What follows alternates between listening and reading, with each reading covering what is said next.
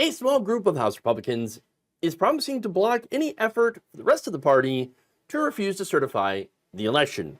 Politico reports that a bipartisan group of House lawmakers have banded together to jointly pledge to certify the results of the 2024 presidential election, even if Donald Trump ends up losing. And the group so far includes 6 House Republicans.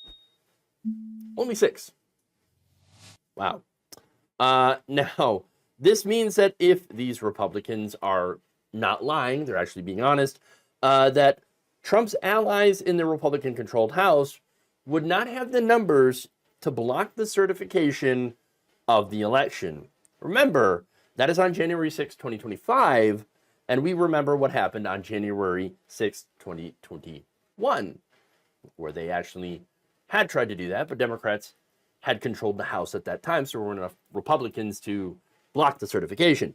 Now, Donald Trump, you can almost guarantee that he's going to try this again, okay?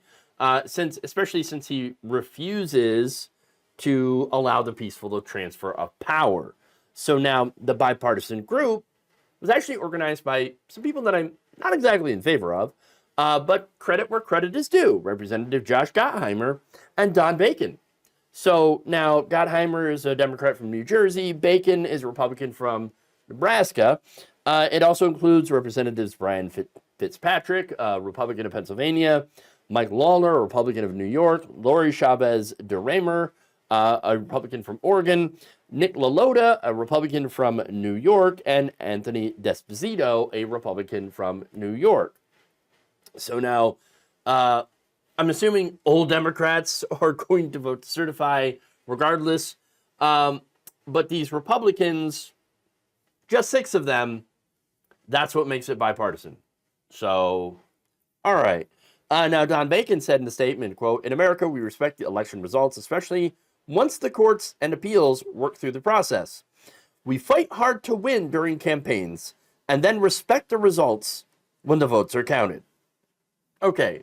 So now, here's the thing. I wish that this was not necessary, right?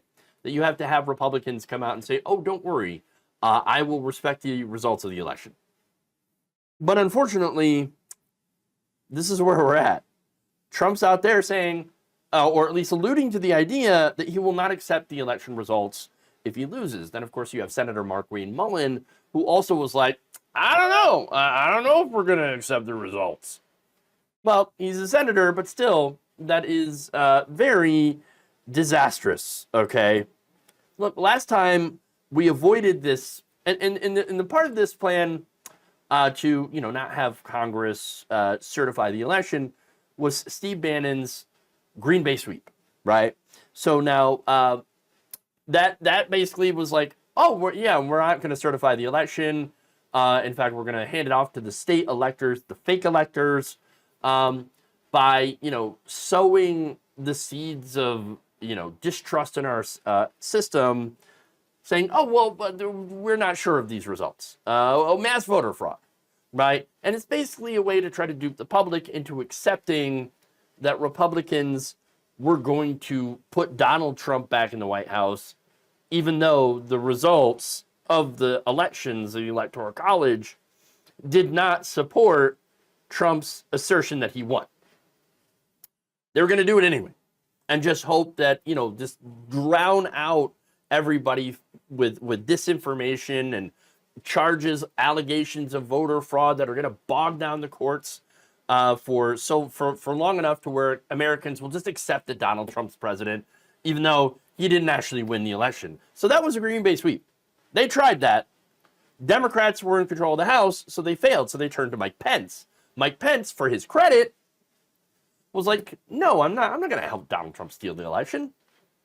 No, that's not part of my job. And by the way, the vice president doesn't actually have the power to be able to not certify the election. It's a ceremonial role. So, but Congress does. And so, this is disastrous. Now we have Republicans that are, in control of the House by a small margin. Now, not only is that somewhat disastrous, but also somewhat fortuitous that they don't have that much of a lead in seats on the House, which means, these 6 members could derail a House majority's efforts to try to hand the election to Donald Trump, even if he didn't win.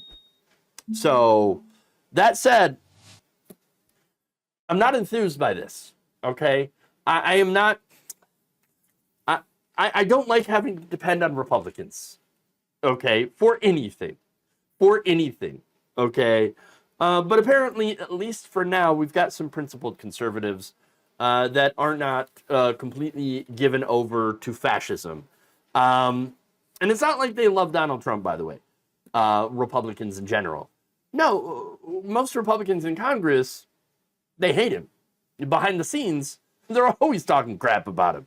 But they have to pretend to like him in public because their base absolutely loves him.